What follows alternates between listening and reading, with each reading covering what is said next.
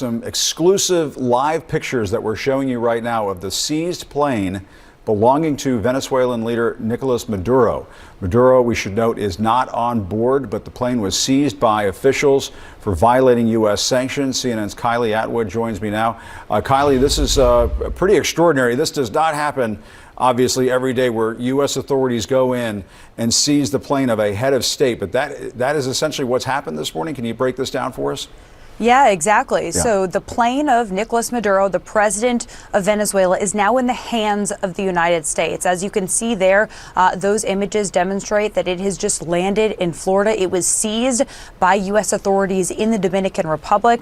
That is according to multiple U.S. officials who spoke with our colleague Priscilla Alvarez about this. And how this all came to fruition, Jim, is that this plane was in the Dominican Republic in recent months. We don't know exactly why, but that presented the opportunity for U.S. authorities to work with authorities in the Dominican Republic to actually make up a plan and seize the plane. And just to give folks context, this plane is effectively the Air Force One of Venezuela. This is a plane that cost about $13 million, the U.S. estimates. It's been used by Maduro to travel around the world, to make visits, to see other world leaders and the like. It's now in the hands of the U.S. government. It's an extraordinary move. The U.S. has for years been trying to disrupt the flow of goods and finances, money going into Venezuela. For example, they have disrupted luxury cars going into the country. But we should note that this is just such a bold move because,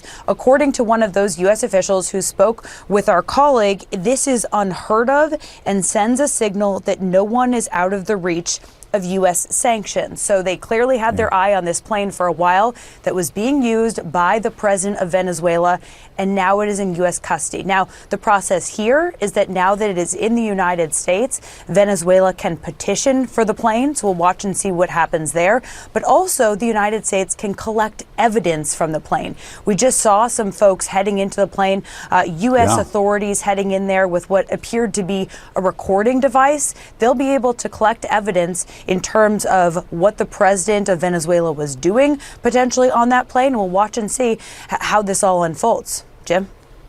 Yeah, Kylie, we do want to emphasize to our viewers, you are looking at live exclusive pictures right now, or almost live. It happened just a little while ago, of these law enforcement officials. These are live pictures, as a matter of fact, of these law enforcement officials sort of circling this plane, going in and out of this plane. It's landed in Fort Lauderdale right now, but as Kylie was saying a few moments ago, it was seized in the Dominican Republic. And Kylie, as you were saying, this is a very aggressive move on the part of the Biden administration to go and do this while Venezuela is in the middle of a lot of political turmoil right now. That's right. So we just had the elections in Venezuela over the summer. U.S. officials were highly concerned about the results of those elections, how those elections unfolded, calling into question the fact that Maduro came out victorious in those elections. So the fact that they have seized this plane sort of builds on the tension that has only been escalating in recent years between the United States and Venezuela. Of course, there have been some cooperation between the two countries in terms of a prisoner swap that we saw recently. But beyond that is a really tense relationship, and the Biden administration making it very clear that they are not going to hold back. They're going to go after Maduro and really try and seize anything he has in terms of incoming revenue, and all of that enable him to travel around the world. Now no longer able to do that on this plane. And you were just saying a few moments ago, this is that country's version of Air Force One. And so this is not a small thing. And Kylie, what are these police officers doing outside the plane right now? You can see several officers going in and out of the plane. They're taking pictures. They're collecting evidence, Jim, and so we don't know exactly what they're going to find on that plane.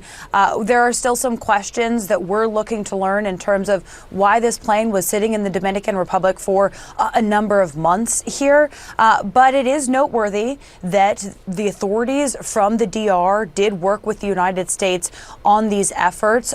We don't know the last time that Maduro was on this plane. We do know, as I said, that there are images of him traveling around the world world, meeting with world leaders on this exact plane. So it'll be interesting to see what they find on board, notes from those types of visits and the like, potentially. We'll just have to watch and see what investigators share with us. We have put in requests for comment from, of course, the Department of Justice, DHS, and the State Department to provide us with more context with regard to how this all came together. All right, Kylie, thank you very much. And just to recap for our viewers, you are looking at exclusive live pictures right now of the plane belonging to the Venezuelan leader Nicolas Maduro. It has been seized by the United States. It was seized in the Dominican Republic and then flown to Florida. It's sitting on the tarmac in Fort Lauderdale. When we have more information on all of this, we'll bring that to you. Kylie Atwood, thank you very much. We'll be right back.